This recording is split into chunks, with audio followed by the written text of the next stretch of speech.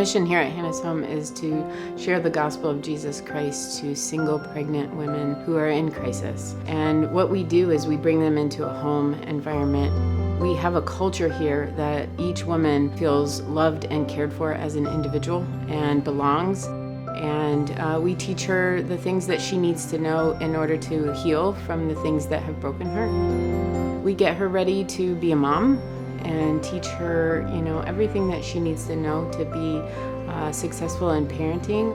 Whatever that journey looks like for her, we just come alongside her and care for her and get her ready to be independent. The toughest thing I've ever went through would be addiction. I was a heroin addict, I was a fentanyl user, a meth user, everything. So I recommended to go to Park, which is a sober living facility that the courthouse runs. The counselor there, I started just confessing about what I was hearing and what I was experiencing at that time. I admitted hearing voices, and then they sent me to a psychiatrist. They were like, okay, well, I want to get you examined. So they pink slipped me for 72 hours. And then I had nobody to take Sophia. So the child services came involved and took her away from me. I got out and I was, looking for my daughter. I thought I could just have her back. I had to go through this whole circle of, am I responsible enough? Am I gonna be reliable enough to be her mother? And then having to go to a facility to have that mother-daughter visitation was ridiculous. I didn't feel like that was necessary. At the beginning, I felt why talk to anybody when they took my daughter away? How can I say how I feel if you're gonna use it against me? Prior to Hannah's Home, I want to say it started in the year 2021. I was in a transition from an unhealthy relationship. I left Tori's dad pregnant and wanted to better my life, but in order to do that, I was homeless. I lived out of my car. All I had was my daughter, Victoria.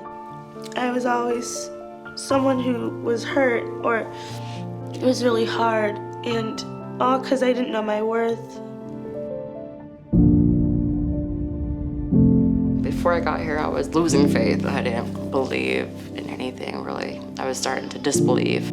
I didn't really know who to trust, and Vicky's like, you gotta trust my staff. I'm like, I don't know how.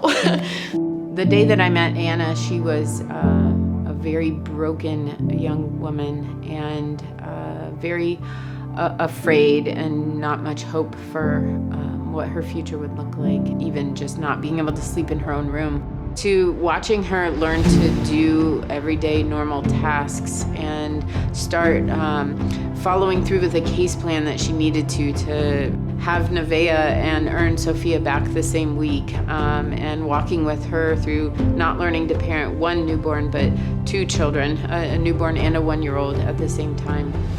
Now, when I first got my custody back of Sophia, I didn't know what to do. I was like, Vicky, I can't do this. This is too much, because I had a newborn and then almost my 1-year-old.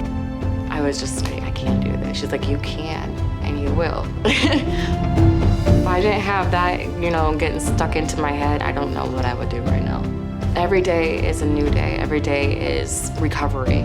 So if it's not about recovery, then it's not about my life. Before I knew God, I was really lost.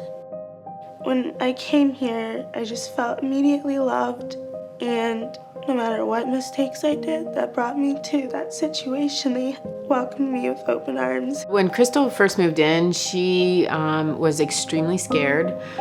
She had been living in Tennessee and was homeless. So she came to us and was just really not aware of how much help she needed. And so she was a joy when she moved in, but really for her, she needed to learn that she actually deserved help.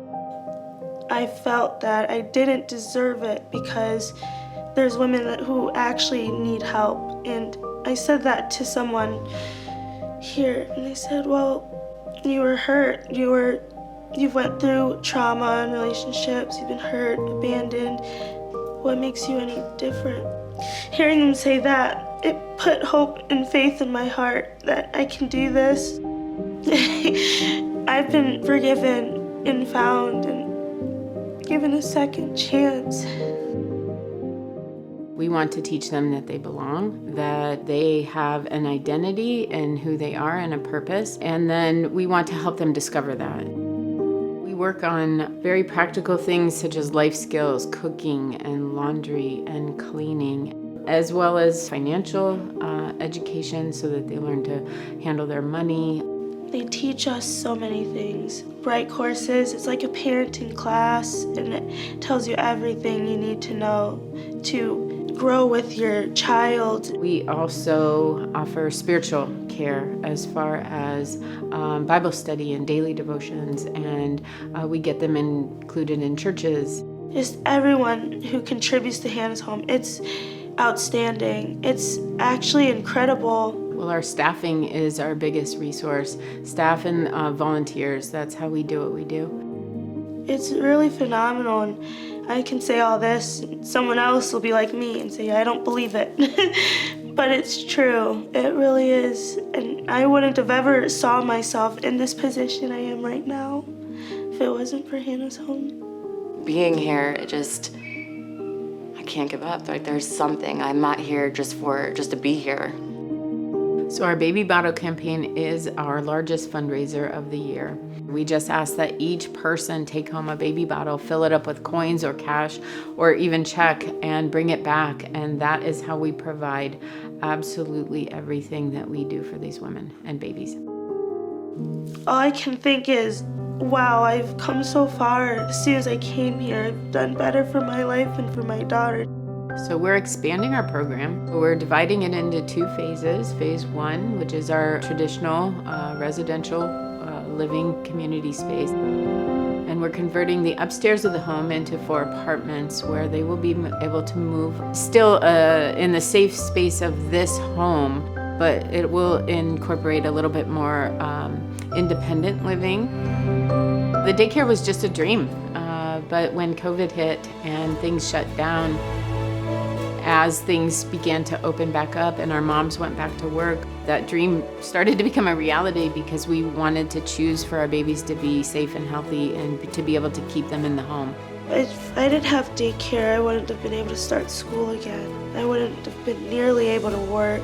It saved me through a lot of things. This place helps. Everything, it's all hands-on, it's all love, it's all care. And they're not just doing things to help the kids, they're doing things to help the moms. Having us feel loved, but knowing how to give love at the same time.